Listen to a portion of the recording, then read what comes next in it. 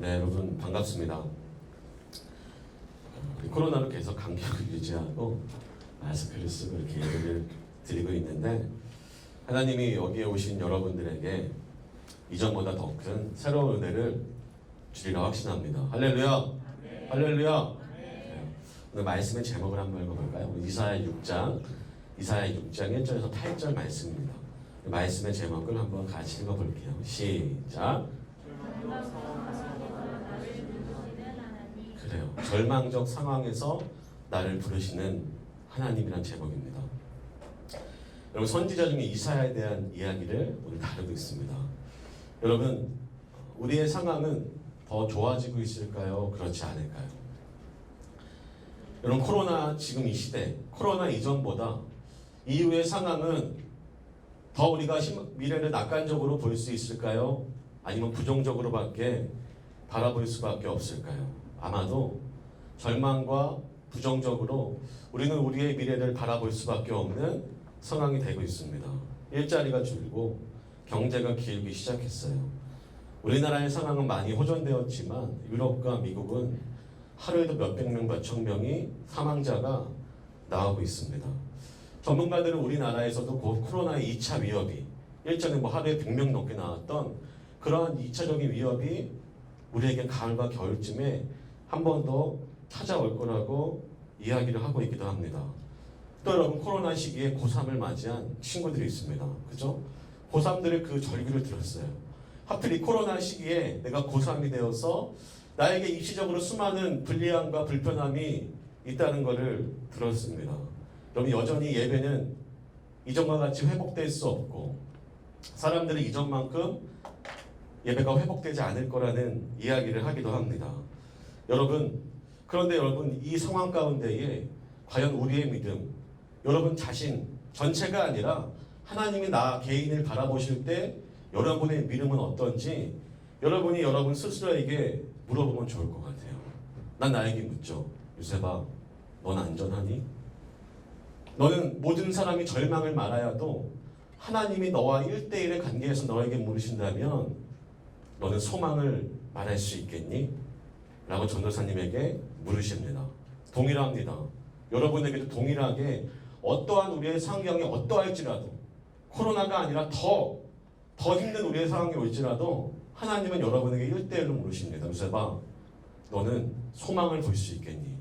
내가 지금 너를 불러 너를 사용한다면 너는 나를 따를 수 있겠니라고 묻고 있다는 사실입니다. 여러분, 오늘 장면이 그런 상황이에요. 이사야 시대 남유다는 이제 곧 멸망에 처한 상황입니다. 아수르라는 강대국이 북이스라엘을 멸망시키고 남쪽의 남유다를 침공하기 직전이에요. 근데 여러분, 우시아라는 왕이 죽습니다. 1절을 보면 성경 공동하였네, 그지? 1절을 보면 우시아 왕이 죽던 때라고 이야기합니다. 성경은 노골적으로 1절에 그 왕이 죽던 때에 이사야를 하나님이 부르고 있다라고 오늘 성경은 말하고 있습니다. 근데 중요한 건 이거예요. 우시아 왕은 절대 군주였고 경제적으로 풍요하였고 국방력은 강했으며 어떤 나라도 그를 위협할 수 없었고 아주 풍요로운 시대를 살았는데 그 왕이 죽자 이 남유다에 절망이 찾아온 겁니다. 이제 우리는 망했다라고, 이제 우리는 죽었다라고, 이제 우리는 포로로 끌려갈 거라고 절망적인 소문이 돌며 모든 사람이 낙담에 빠진, 절망에 빠진 시대가 바로 이 시대입니다. 근데 여러분, 이 시대 가운데 하나님이 이사야에게 나타나서 이사야를 부르십니다. 근데 이사야가 이렇게 반응을 하는 거예요. 8절을 한번 우리 한번 읽어볼까요? 8절 한번 읽어볼게요. 한번 읽어보자. 시작.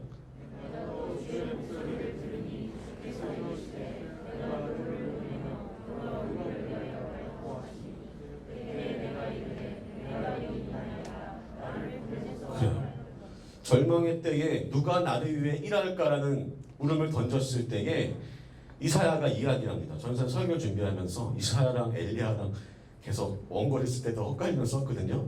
혹시나 엘리야라고 하면 이사야 들으면 됩니다. 이사야가 말하는 거예요. 내가 여기 있나이다. 나를 보내소서 하였더니. 여러분, 절망적 상황에서, 지금과 같은 절망적 상황에서, 아니 더 큰 절망을 경험한 그 상황이 있다면 그 절망적 상황에서 하나님이 여러분에게 1대1로 찾아오셔서 누가 나를 위해 일할까라고 물음을 던졌을 때 주님 내가 여기에 있습니다. 나를 사용하옵소서. 여러분 어떻게 우리는 이런 고백을 할 수 있을까요? 여러분 성경에 하나님은 이 시대를 구원하기 위해서 각각의 시대를 변화시키기 위해서 많은 사람들을 사용하지 않았습니다. 우리가 알듯이 한 사람의 지도자를 불러 사용하는 경우가 여러분 대부분이었습니다. 여러분 영적인 거에 여러분 관심이 있는지 저는 묻고 싶어요. 여러분 내가 세상에 뛰어난 리더가 되기를 원하지만 하나님 앞에 영적으로 뛰어난 리더가 되기를 원하는 그 마음이 여러분에게는 필요합니다. 우리의 예배가 무기력해지고 우리의 마음이 나태해지는 지금의 시기에도 내가 영적인 것에 관심이 있어 하나님 내가 이 학교를 교회를 예배를 살리고 싶습니다. 나를 보내주옵소서. 그럼 이러한 고백을 하는 청소년들이 있어야 한다는 사실입니다. 하나님은 여러분 이사야와 같이 여러분을 영적인 리더로 한 사람 한 사람을 세우기를 원하고 여러분을 지금도 부르고 있다는 사실을 결코 잊어서는 안 됩니다. 하나님이 사람을 부를 때 그게 한 사람이건 두 사람이건 단 한 사람을 부를 때에도 그 상황이 좋았던 적은 단 한 번도 없습니다. 노아의 방주를 지을 때에도 출애굽을 여러분 계획하고 진행할 때에도 아브라함이라는 그 리더를 믿음의 조상을 세울 때에도 하나님 세운 어떠한 리더의 그 자리의 상황에서는 하나님은 절망적인 상황에서 우리 개인에게 하나님의 음성을 통해 나를 위하여 영적인 리더가 될 그 한 사람을 하나님은 찾고 계시고 찾고 있으십니다. 여러분 오늘 어떻게 이사야는 절망적 상황에서 나를 보내달라는 이 말을 할 수 있었을까요? 여러분 이사야도 처음부터 그랬던 건 아닙니다. 이사야 역시 다른 사람과 동일하게 남유다의 백성들과 동일하게 자신도 소문에 의해 흔들리고 우시야 왕이 죽고 절망에 빠져있던 것은 이사야 역시 마찬가지였다라는 사실입니다. 여러분 절망 속에서 이사야를 불렀을 때 그리고 하나님 앞에서 이사야의 모습을 통해서 우리는 무엇을 배워야 할까요? 우리 함께 알아보기를 소망합니다. 첫 번째는 이것입니다. 함께 읽어볼까요? 첫 번째요. 시작. 그래 너무 단순하죠. 한 번 더 크게 읽어보자. 시작. 그래요. 하나님을 바라보라고 성경은 이야기합니다. 1절의 말씀으로 한번 읽어볼게요. 1절 시작.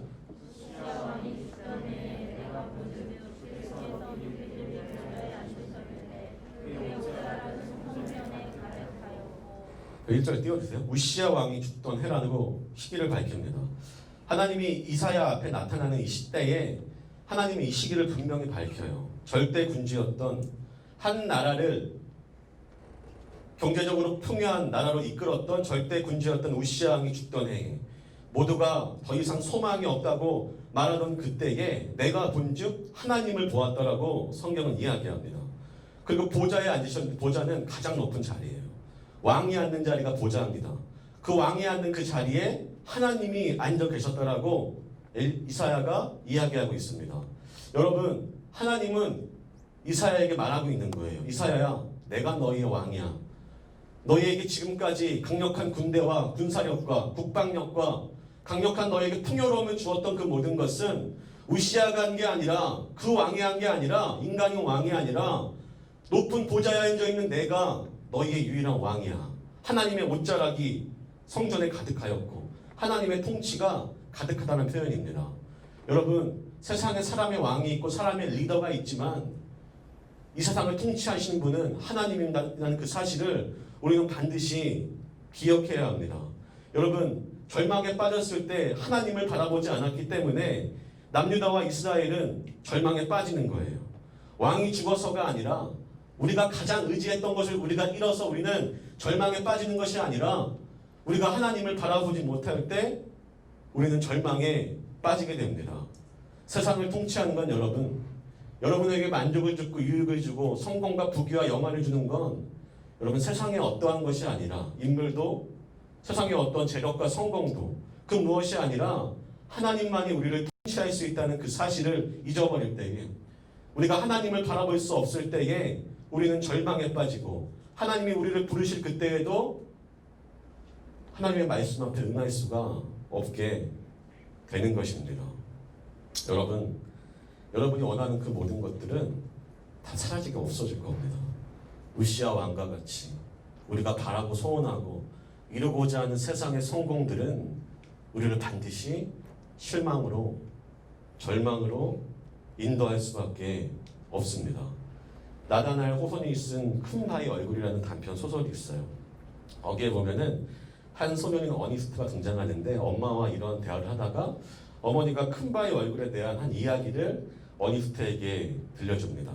아주 오래전부터 언젠가 큰 바위 얼굴을 닮은 위대한 사람이 나타날 거라는 거예요. 큰 바위 얼굴은 그 어니스트가 살던 동네에 있었습니다. 근데 아주 위대한 사람이, 그 큰 바위 얼굴을 닮은 사람이 언젠가는 등장할 거라고 아들에게 이야기합니다. 마을 앞 절벽 앞에 있는 큰 바위 형상을 어니스트는 하루에도 몇 번씩 그 바위를 바라보고 있었습니다. 오랫동안 바위를 바라보면서 그는 그 얼굴의 형상을 마음에 새기게 돼요. 세월이 흐르면서 어니스트는 큰 바위 얼굴일지도 모른다고 생각하는 여러 사람을 만나게 됩니다. 엄청난 부자를 만나고요. 전장을 성공으로 이끈 장군, 그리고 언변이 뛰어난 정치인을 만납니다. 근데 그들은 모두 전설적으로 내려오던 큰 바위 얼굴의 그 인물은 아니었습니다. 세월이 흘러서 어니스트가 목회자가 되었고 노인이 되었어요. 무려 그 마을 출신인 한 천재 시인이 큰 바위 얼굴의 주인공이라는 소문이 떠돌기 시작했습니다. 어니스트는 그 시인의 작품을 읽으면서 큰 감동을 받고 그 시인에게 묻는 거예요. 당신이 전설의 주인공입니까? 그랬더니 아니라는 겁니다. 근데 어느 날 그 노년의 어니스트가 설교를 하는 모습을 보고 이 시인이 문득 어니스트가 바로 큰 바위 얼굴이구나. 당신이 큰 바위 얼굴이랑 닮았다고 소리를 칩니다. 근데 여러분, 어니스트는 여전히 자신은 그런 인물이 아니며 끊임없이 큰 바위 얼굴을 바라보면서 그 전설의 인물을 기다립니다. 근데 여러분, 어니스트가 매일 어린 시절부터 그 큰 바위 얼굴을 기대하며 전설의 인물을 기대하며 큰 바위 얼굴을 바라보고 있을 때 어니스트의 모습이 그와 동일하게 닮고 있었다는 거예요. 여러분, 우리가 무엇을 바라보고 있는가가 우리가 무엇을 닮게 만들고 그것이 우리를 지배하게 될 때 그것의 통치를 받게 되는 것입니다. 여러분, 우리가 하나님을 바라볼 때에 하나님의 지배를 받게 되는 것이고 그의 통치를 받게 되는 것입니다. 여러분, 세상의 모든 것들은 우리를 사라지고 소멸하여 절망에 이끌지만 하나님은 그렇지 않다라고 오늘 성경 우리에게 이야기하고 있습니다. 그분만이 우리의 왕이라고 성경은 말하고 있다는 사실입니다. 본문 2절과 3절과 4절인데요. 2절은 제가, 3절은 여러분이, 4절은 제가 읽을게요. 2절 제가 읽겠습니다. 스랍들이 모시고 스랍들은 천상의 존재라고 생각하면 천사라고 생각하면 돼요. 스랍들이 모시고 섰는데 각기 6 날개가 있어. 그 둘로는 자기의 얼굴을 가리었고 그 둘로는 자기의 발을 가리었고 그 둘로는 날며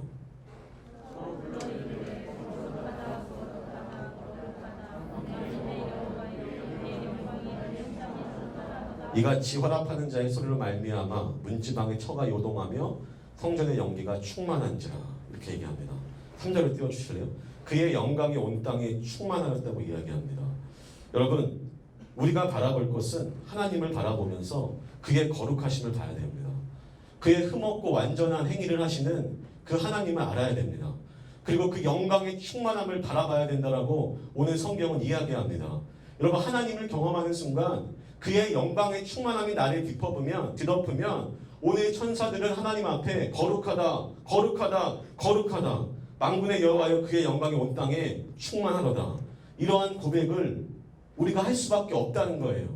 여러분, 우리가 할 수 없어도 우리가 아직 하나님을 경험하지 못하였기 때문이지, 우리가 하나님의 영광을 경험하는 그 순간 하나님은 우리에게 이러한 고백과 천사의 고백과 같은 찬송을 받으시는 분이라는 것을 우리는 알아야 한다는 사실입니다. 여러분, 하나님의 충만함을 경험해야 돼요.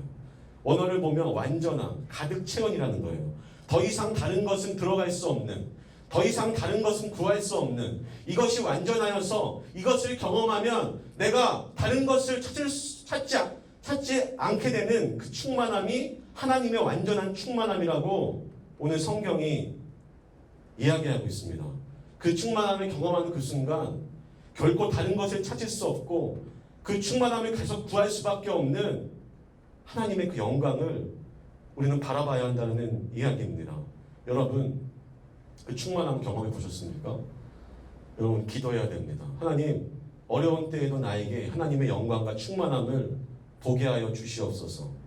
우리의 주변의 모든 것이 같이 없어지고 하나님의 그 영광의 충만함만 남아 있어서 우리가 완전한 것을 경험하고 하나님을 찬양하는 우리가 되기를 우리는 간구해야 된다는 사실입니다.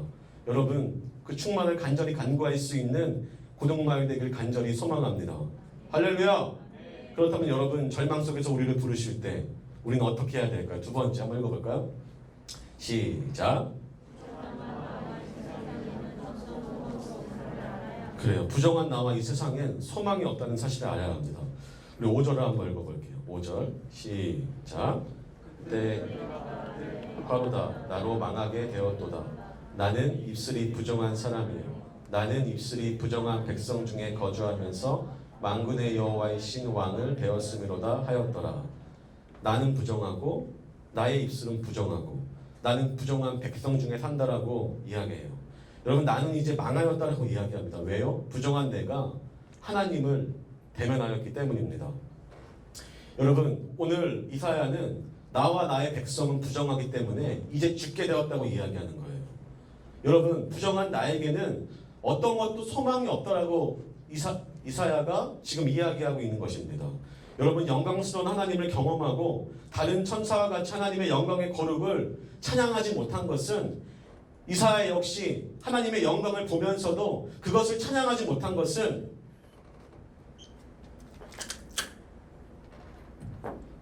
우리 안에 부정한 죄악이 있기 때문입니다. 여러분, 왜 우리는 찬양할 수 없을까요? 왜 우리는 무기력할까요? 여러분, 왜 이렇게 좋은 환경과 좋은 여건과 이 자리에 나와서도 우리의 마음이 피곤하고 다른 헛된 생각을 하는 이유는 여러분 무엇이겠습니까? 여러분, 우리 안에 부정한 것들로 가득 차 있어 우리의 삶에 어떠한 소망이 없는 그것을 붙들고 살아간 우리의 삶은 우리의 영혼은 피폐할 수밖에 없다는 이야기입니다. 여러분, 예를 들어 여러분이 거래하는 은행 있죠? 통장 하나씩 다 있을 거 아니에요? 그럼 그 은행이 1시간 뒤에 망한다고 생각해 보십시오. 정부가 그 은행을 1시간 안에 폐쇄시킨다고 생각해 보십시오. 여러분, 그러면 내가 이 은행을 사랑하니까, 내가 거래하는 은행이니까 더 많은 돈을 투자해서 나의 전 재산을 투자해서 이 은행을 살려야지. 여러분, 이렇게 말하는 사람은 없을 겁니다. 여러분, 그게 얼마나 됐든 거기에 있는 모든 돈을 1원도 남기지 않고 우리는 다 찾을 거예요. 그죠? 거기 소망이 없기 때문입니다. 1시간에 여러분, 저는 시간을 얘기했잖아요. 시간을 더 늘려서 여러분이 다니는 3년의 고등학교가 여러분에게 아무런 소망을 주지 못한다면 여러분 그 학교 다니겠습니까? 여러분, 3년으로 기대할 수 없으면 지금 당장 그만둬야 되는 겁니다. 여러분, 우리의 인생의 수십 년을 우리가 원하고 바라는 것으로 쫓아가는데 그것이 소망이 없는 결과로 간다면 여러분, 그건 여러분 거기에 소망을 두고 살아가겠습니까? 그렇지 않을 거예요. 1시간이든 1년이건 3년이건 10년이건 평생이건 여러분, 소망이 없는 것에는 소망이 없다는 사실을 분명히 알아야 됩니다. 나와 나의 백성은 부정하여, 나는 입술이 부정하고 부정한 백성들, 부정한 민족과 부정한 나라에 살고 부정한 시대에 살기 때문에 나 역시 부정할 수밖에 없다라고 말하는 이사야의 고백입니다. 하나님의 임재를 경험했을 때 우리의 죄가 폭로되는 거예요. 하나님의 임재를 경험했을 때 죄인된 나는 이제 망하였구나라고 이야기하고 있는 겁니다. 여러분, 우리가 망하고 성공하는 것은 우시아 왕이 죽어서가 아니에요. 하나님을 경험하니까 이사야가 말하잖아요. 이제 나는 죽게 되었다. 이제 나는 망하게 되었다. 화로다. 나는 망할 거야. 나는 반드시 망할 거라고 이사야가 이야기합니다. 왜요? 죄악된 모습이 영광스러운 하나님을 대면했습니다.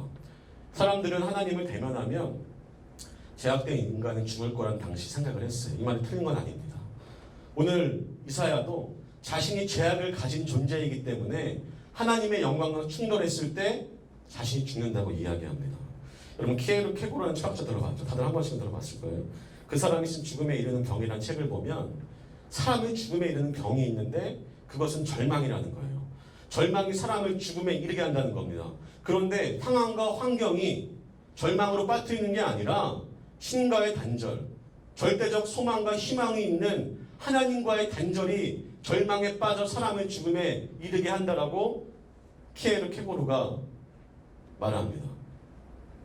세상의 다른 어떤 것도 내 주변에 있는 나의 어떤 환경도 나를 절망에 빠지게 할 수 없다라는 이야기예요. 여러분, 사람들은 우시아 왕을 잃고 가장 소중했던 의지했던 것들을 잃고 절망에 빠지지만 그것은 그 사람들을 절망에 빠지게 하는 근본적인 이유가 아니라고 성경은 이야기합니다. 오늘의 이사야도 하나님을 배면하는 그 순간 내가 죽게 되었다라고 이야기해요. 화로다. 나는 망하였다. 여러분, 우리가 망하고 우리가 성공하는 건, 우리가 실패와 성공을 가로짓는 건 우리 주변의 세상의 어떤 환경 때문이 아니에요. 여러분을 무너뜨리는 여러분의 어떤 관계나 친구나 가정이나 재물이나 우리의 육신의 연약함이나 질병이나 그러한 것들이 아니라 그 모든 것들은 하나님을 만났을 때 결정할 수 있는 겁니다. 할렐루야. 할렐루야. 여러분 주변에 있는 여러분 흔드는 모든 것들은 여러분의 절망을 넘어뜨릴 수 없습니다. 하나님의 은혜가, 오늘 하나님의 이 영광이 남유다에게 임하고 이사야에게 임재하여서 이사야의 울명을 결정지은 것처럼 내가 내 자신이 희망을 잃어 어떠한 소망도 없다고 말하여도 나는 그렇게 되지 않아요. 사람들 주변이 말해도 나는 그렇게 되지 않습니다. 우리가 하나님을 만났을 때 그 하나님의 주권적 통치가, 우리가 왕을 만났을 때 그 왕이신 하나님이 우리의 모든 성공과 실패를 결정하실 것입니다. 중요한 건 뭔지 아십니까? 그 왕이신 하나님은 선하신 하나님입니다. 우리를 살리시는 하나님입니다. 결국엔 하나님의 은혜가 여러분의 인생의 모든 것을 결정하게 될 것입니다. 여러분, 그 마음이 있어요. 나는 부정한 사람입니다. 하나님, 내가 당신을 배우니 나는 죄인입니다. 나의 백성들이 부정합니다. 이 시대가 죄악에 빠져 있습니다. 그 속에 사는 나는 부정할 수밖에 없습니다. 내가 이제 당신을 만났으니 자신의 운명이 이제 곧 결정된다고 이사야는 말하고 있습니다. 여러분, 이 시대와 이 죄악과 우리의 죄악과 하나님의 영광과 죄악은 충돌하게 되어 있습니다.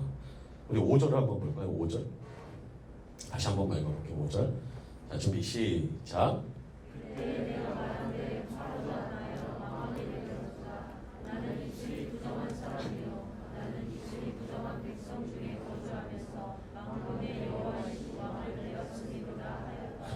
하나님을 만나니까 왕이 누구라고요? 여호와이신 왕을 보았다고 이야기합니다. 그 하나님의 영광과 거룩 앞에 자신의 죄악을 하나님 앞에 고백합니다. 여러분, 하나님의 영광과 죄악이 충돌하였을 때, 여러분, 하나님의 영광이 있는 곳에는 죄악이 있을 수가 없습니다. 여러분, 죄악으로 가득한 곳에는 하나님의 영광이 가려져 그것이 나타나지 않습니다. 여러분, 우리의 삶은 하나님의 영광을 가진, 그 영광을 본 우리의 삶은, 구원받은 자의 삶은 여러분, 우리의 삶에 있어서 끊임없이 세상의 죄악들과 충돌할 수밖에 없는 우리라는 거예요. 여러분, 우리가 아무런 충돌과 걱정과 근심 없이 신앙생활을 하고 있는 것은 어쩌면 잘못됐다고 전도사님은 말하고 싶습니다. 적어도 여러분, 세상에 소망이 없는 것들에 대해서 하나님을 경험한 그 자가, 그 죄악과 충돌한 그 자가 고백한 것 같이 우리의 죄악된 이 세상에서 하나님의 영광을 경험한 그 자는 끊임없이 충돌하며 싸우며 말씀에 합당히 순응하며 하나님의 영광을 위하여 우리는 살아가는 존재라는 것을 기억해야 합니다. 그럼 충돌할 것이 얼마나 많은지 아십니까? 여러분 개인의, 여러분 시대를 바라보십시오. 악한 시대를 바라보세요. 여러분, 하나님의 영광과 죄악이 충돌해야 될 것들이 우리 안에 얼마나 많은지 여러분 알고 있습니까? 그때 여러분 먼저는 고백해야 돼요. 부정한 사람입니다. 하나님, 나는 더러운, 순결하지 못한, 거룩하지 않은 사람입니다. 부정하다는 그런 뜻이에요. 이 나라가, 이 백성이 부정합니다. 그리고 나도 부정합니다.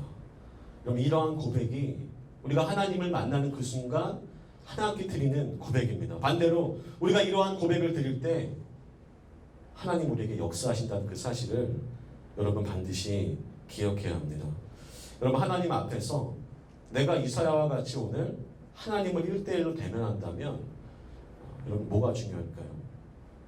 내가 갖고 있던 근심 걱정과 대학의 입시와 어떤 우리 가정의 환경과 내가 갖고 있는 문제와 갈등과 고민이 여러분 중요할까요? 그렇지 않습니다. 하나님을 만나는 순간 내 안에 죄의 문제가, 내 안에 거룩의 문제가 다뤄져 그것이 가장 먼저 해결되었습니다. 전도사님이 어릴 적 애완견을 지금 반려견이라고 그러죠. 애완견을 기른 적이 있는데 아주 새끼 때부터 길렀어요. 한 2주가 지나서 데리고 왔어요. 길렀는데 휴지를 다 물어뜯고 나무로 된 상을 다 갉아먹는 거예요. 몇 번 혼냈습니다. 그랬더니 얘가 그 다음에 내가 바깥에 나갔다 들어올 때 휴지를 갉아먹고 상을 갉아먹었을 때 내가 분위기가 좋지 않으면 그것을 그 개가 인지할까요? 안 할까요? 인지합니다. 100% 인지합니다. 나는 이제 죽었구나. 나는 이제 내 주인에게 혼이 나겠구나. 여러분 그 개는 100% 알고 있습니다. 여러분 전도사님의 조카의 어린 조카도 자기가 잘못을 하면은 엄마가 들어왔을 때 아 나는 이제 망하였구나. 오늘 이사야 같은 이런 심정이 그 어린 아이에게도 있습니다. 심지어 애완견에게도 그런 마음이 여러분 있습니다. 여러분 우리는 하나님을 대면하는 그 순간 우리는 가장 먼저 나는 부정한 사람임을 고백해야 하고 회개함으로 하나님 앞에 나아가야 됩니다. 여러분 하나님이 우리를 부르실 때에 우리가 하나님께 간구하고 기도할 때에 하나님과 무엇인가 하나님의 뜻을 간구할 때에 먼저 하나님 나는 부정합니다. 내가 부정하지만 하나님을 만나고 싶습니다. 영광스러운 주님의 왕 보좌에 앉으신 우리를 통치하시는 그 하나님을 경험하고 싶습니다. 그 하나님의 영광과 우리의 죄악이 충돌할 때 오늘 이사야는 죄사함을 받았다고 성경이 이야기하고 있습니다. 6절 한번 볼까요? 6절 시작.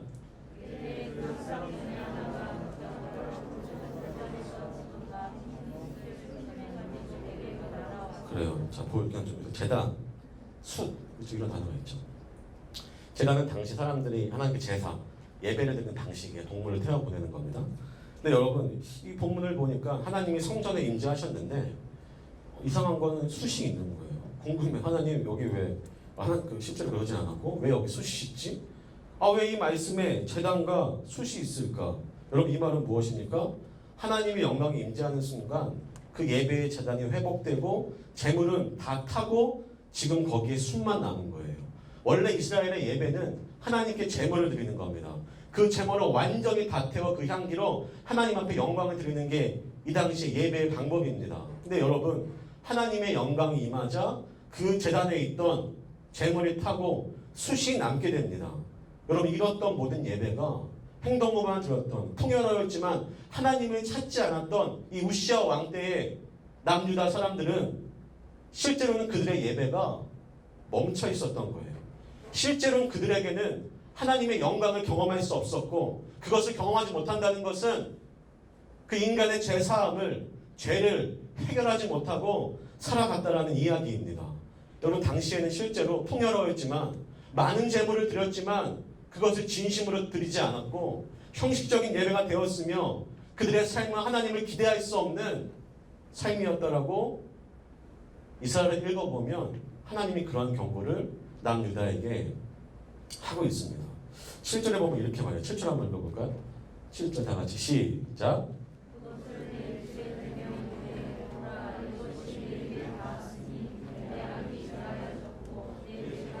그래요. 하나님의 임재를 경험하고 자신의 부정을 고백하고 예배가 다시 살아나게 되니까 그 숫을 다 타버린 그 숫을 입에 대니 죄사함을 받았다고 이야기합니다. 여기에는 아주 많은 이야기를 할 수 있지만 시간 관계상 하지 않을게요. 결국 중요한 것은 오늘 하나님께서 이사야에게 죄사함을 주셨다는 거예요. 하나님의 예배가 회복되고 영광이 회복될 때 가장 먼저 우리가 하나님께 간구할 것과 하나님이 가장 먼저 우리에게 하신 것은 우리의 죄를 사하여 주셨다는 겁니다. 나는 망하였다, 화로다, 나는 죽게 되었다 라고 말하였던 그 근본적인 이유가 하나님은 이사야를 통해서 이사야에게 죄사함을 하심으로 그 근본적인 문제를 해결해 주셨다는 거예요. 하나님의 영광이 드러나면 인간의 모든 그 자리에서 그 제약은 사라지게 됩니다. 여러분, 동일한 은혜가 우리에게 필요해요. 부정한 나를 부르실 때 나는 부정하지만 하나님 앞에 영적으로 깨어 있어서 하나님의 영광을 구해야 하며, 오늘도 내가 부족한 자임을 인정하며 하나님께 예배함으로 우리는 한 걸음 한 걸음 나아가야 합니다. 여러분, 이 세상에 소망이 없다는 것을 기억해 보십시오. 하나님의 임재와 영광이 존재하지 않는 한 오늘 이사야와 남유다 백성들처럼 자신의 헛된 어떠한 소문과 실제 그 환경들로 절망에 빠질 수밖에 없는, 하나님이 없는, 하나님의 임재와 영광이 없는 모습은 바로 그런 모습입니다. 하지만 내가 어디에 있던, 장소가 어떻던 하나님의 영광과 임재를 경험하는 그 장소는 우리의 죄를 사하시는 하나님의 능력을 경험할 수 있으며, 하나님이 우리 부르시니 그때에 우리가 이사야와 같이 주님 내가 여기에 있습니다, 나를 보내주옵소서, 이러한 고백을 할 수 있는 겁니다. 여러분, 다른 어떤 것을 구하는 게 아니라 우리가 부정한 자임을 알아서 하나님 앞에 제사함 받기를, 그 우리의 죄가 용서되기를 먼저 구할 수 있는 고등마을 되기 주님의 이름으로 간절히 소망합니다. 할렐루야! 아직 안 끝났어. 세 번째. 한번 읽어볼까? 시작. 그래요. 여러분, 8절이에요. 처음에 읽었던 말씀인데 앞에 보세요. 전사 읽어볼게요. 내가 또 주의 목소리를 들으니, 이제 하나님의 음성이 이사야에게 들리기 시작합니다. 주께서 이르시되 내가 누구를 보내면 누가 우리를 위하여 갈고 하시니 라고 얘기해요. 근데 그때 이사야가 이렇게 얘기합니다. 그때 내가 이르되 내가 여기 있나이다, 나를 보내소서 하였더니. 대부분은 이렇게 하나님이 사람을 부르세요. 모세야, 요바, 아브라함아, 특정 이름을 이야기하는데 오늘은 달라요. 오늘은 이사야를 직접적으로 부른 게 아니십니다. 이사야에게 그 충만한 은혜를 경험하게 하시고 하나님은 자신의 일을 이야기하십니다. 누가 나를 위해 갈까? 은혜에 경험한 수많은 사람들 앞에서 하나님이 이야기하신다니까요. 하나님이 왜 여러분을 부르고 있습니까? 하나님의 은혜를 알고 있는 모든 자들에게, 제사함을 받은 모든 자들에게, 이 시대 앞에 영적인 리더로 성장하길 원하는 모든 자들에게 오늘 동일한 질문을 하고 계시는 거예요. 내가 또 주의 목소리를 들으니 주께서 이르시되 내가 누구를 보내며 누가 우리를 위하여 갈고. 이 말에 이사야가 대답합니다. 내가 이르되 내가 여기 있나이다, 나를 보내소서 하였더니, 이렇게 이야기합니다. 이런 복음을 경험하면, 제사함을 경험하면 하나님의 비전을 보여주십니다. 수많은 사람들은 자신의 앞길을 따라 내가 무엇을 해야 할지 고민하지만, 여러분, 비전이라는 것은 나의 꿈, 나의 비전이라는 단어는 없습니다. 오늘 여러분 비전을 분명히 봐야 돼요. 누가 나를 위해 갈고, 하나님이 하나님을 위해서 우리에게 행하시는 그 일을 사람에게 맡길 때 그것이 여러분 비전이 되는 겁니다. 하나님의 비전을 내가 동일하게 꿈꾸고 내가 여기 있나이다, 나를 보내소서 하는 순간 여러분은 하나님의 비전을 품게 되는 것이며 하나님의 영광을 위해 살아가는 한 걸음 한 걸음이 되는 것입니다. 여러분, 우리에게 하나님의 가장 큰 영광은 다른 어떤 것이 아니라 예수님의 십자가예요. 그 영광을 나타내기 위해서 모든 죄악을 짓밟고 모든 악한 것의 권세와 힘은 끊어내고 사망까지 끊어내고 우리에게 생명과 영생을 주시기 위하여 그의 부활의 그 영광의 모습, 하나님 자신이 자신의 영광을 나타내기 위하여 십자가에 달려 죽으시고 부활했다는 그 사실이 우리에겐 가장 큰 하나님의 임재의 영광이며, 그것을 바라보고 내가 죄인임을 고백한 모든 자들은 죄사함을 받게 될 것이고 더 이상 그의 죄에 빠져 죽지 않는 존재라는 그 죄사함의 확신을 여러분 경험할 것이며, 말씀을 통해 들려오는, 이 시대를 통해 들려오는 하나님의 말씀 앞에 우리가 자원하는 심령으로 내가 여기에 있습니다 라고 나갈 때 여러분은 하나님의 비전을 위해 살아가게 될 것입니다. 여러분, 전사님은 반주님 중에 10대 시절에 청소년 지구, 전사님이 소속된 교회의 청소년 지구가 엄청난 폭발적인 부흥을 했습니다. 근데 여러분, 단순히 숫자만 늘어난 게 아니에요. 내가 그때를 잊지 못하는 것, 그리고 내가 청소년 사역을 하게 된 거는 그때 경험한 그 충만함을 잊을 수가 없기 때문입니다. 저는 사역뿐만 아니라 교회에 있는 모든 청소년들이 하나님을 인정할 수밖에 없었습니다. 여러분, 그 순간에 그 충만함을 경험하고 나니까 나의 길 앞에 다른 어떠한 충만함을 구할 수가 없었어요. 내가 10대 시절 경험했던 그 충만함이 저는 제 가슴에 있습니다. 가끔 그때를 많이 새삼합니다.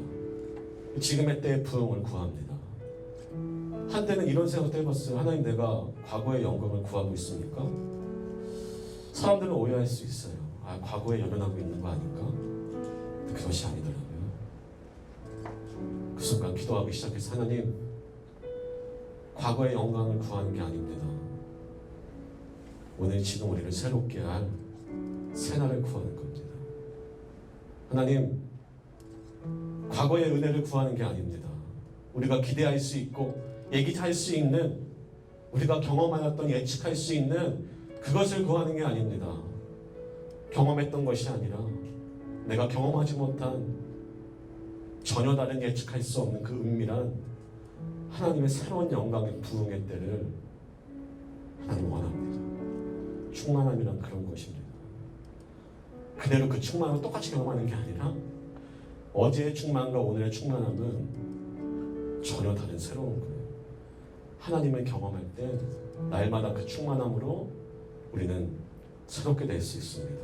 하나님의 충만함, 하나님의 영광을 가득 채울 수 있는 우리 고동마을 되기를 주님의 이름으로 간절히 소망합니다. 할렐루야! 할렐루야! 이 시간